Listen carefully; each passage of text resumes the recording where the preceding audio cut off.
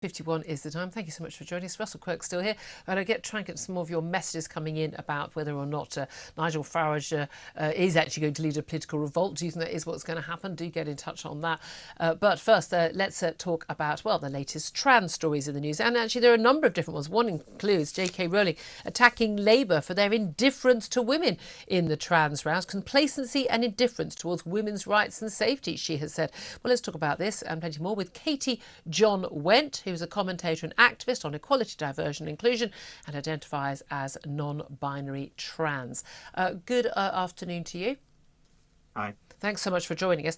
In terms of J.K. Rowling, she's obviously been rather unhappy about Labour, their treatment of Rosie Duffield. Again and again, a Labour MP who stood up for women's rights and safety. She's campaigned herself, as J.K. Rowling, heavily for women's rights. She has defended Kemi Badenoch, the Tory Equalities Minister, for her stance on biological sex trumping people's views of their gender. Do you think Labour have been complacent and indifferent towards women's rights? I would say that Labour have failed in the sense of not being a broad church, not recognising that there's diversity of opinion and views within Labour, and that whether it's previously over Corbynite versus Blairite, Palestine, Gaza, or Jewish Israel, they have a tendency to try and create a unified front. They've had a tendency to kind of rule out alternative thoughts and beliefs. And Labour has been a staunch supporter of LGBT rights and also of women's rights, and clearly the two intersect. Clearly that involves some kind of discussion around how that intersection takes place, how people should be free in a free and modern society with free speech to hold alternative views. And so I don't agree with the hounding out of different MPs and different thoughts around that. But J.K. Rowling speaking about women as half the electorate, those same women are not one unified voice on women. No, exactly. I mean, I find it's interesting, J.K. Rowling, and I'm sure have very different views on virtually all of our politics, and yet I find ourselves on the same side of this debate. Well, she said the same about Kemi Badenoch. She would disagree with Kemi Badenoch on many things. But this is the issue. You can welcome views, but at the end of the day, when there is a clash between women's rights and safety and what is perceived to be trans rights and safety, then someone has to decide who wins. And women like me and like J.K. Rowling are going, we do, because we fought for those rights and we don't want them taken away. What's unreasonable about that?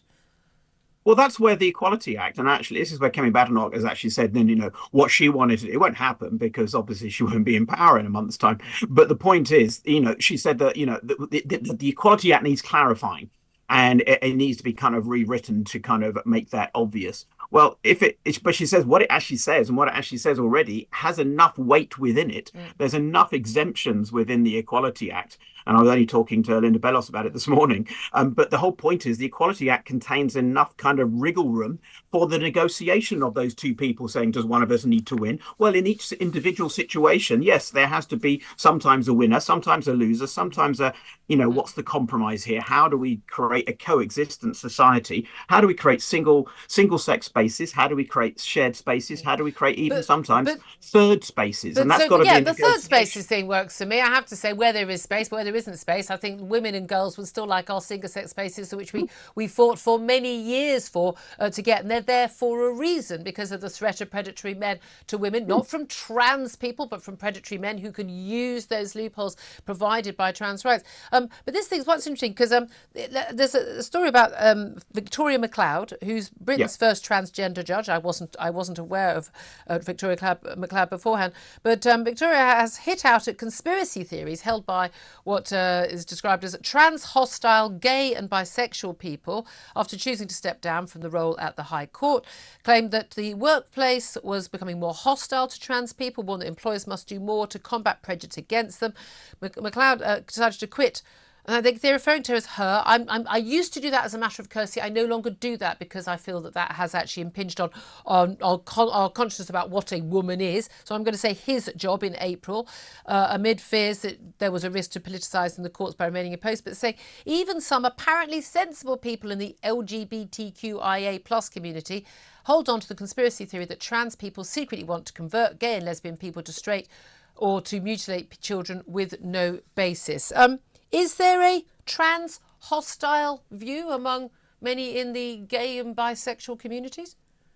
I think, I mean, there's a coded reference. I'll use she because that's her preference. It doesn't affect me in that sense, and it's not. I'm not inviting her into a woman's space right now. I'm just using her preference. She did transition in the 1990s. It's probably why you've never heard of her because no one kind of cared or No, knew because that we were she was even. welcoming, and it didn't impose on Yeah, women, impinge on women's exactly. safety. And in the work, and all you have to do is call them Victoria without avoiding. But anyway, that aside, I think there's a coded reference in there to what she's probably talking about is the LGB alliance, kind of the gays and bisexuals who are anti-trans in that sense Well, of the they're not word. anti-trans. I spoke to them on the show. This is the No, thing. They're pointing out no, that I've spoken to them yeah, direct as no, well, exactly. plenty But of the times. gay, lesbian, and bisexual rights have, but frankly, I don't even know why T was added on. I don't see what someone believing they're born in the wrong body or wanting to identify as the opposite gender. I don't understand what that's got anything to do with someone's sexuality. Well, 20 years ago, when roughly the time when I came out, the trans people I mixed with 20 years ago didn't want to be tacked onto LGB. Mm. So there's a history here, and there's been this kind of putting the two together, and what that has resulted in has been this kind of putting horse and cart together that didn't necessarily originally go together. Yeah, I mean And they that's what I've always thought. But are there conspiracy theories? I mean, at the end of the day, children have been No, mutilated. there aren't conspiracy theories, but there is what I would call heavy language. When you start using the language of mutilation, when you start using the language of both sides using this of kind of conversion theory, conversion, the idea that trans people are secretly converting gay people, or that trans people are actually not wanting to have therapy and things like that. It's heavily coded language that only provokes rather than actually having reasonable dialogue with each other. Well, And I had reasonable dialogue with LGBT I'm Alliance in sure you person. have, and I try to do, but there's an awful lot of people involved in this debate who won't have reasonable dialogue, and they're largely other people who want to shut down people who express any of my views as a bigot, whereas I wouldn't use those views against those people. It's been great to have a very sensible conversation. I wish it could be longer. Do come back on the show. It's Katie Jon Went, a commentator and activist on diversity and equality. A quick thought from Russell Quirk. No, I think it's a bit of a nonsense debate, really. And look, the reason that there are hurty words thrown around is maybe because of the imposition by the trans community on everybody else insofar as what we must say. Yeah. I have to tell I you. was about trans activists. I think largely people But as who the are father trans of just want three to get on with teenage their daughters, lives. I do not want men in wigs in changing rooms and bathrooms. Yeah, this is not a minority view, indeed.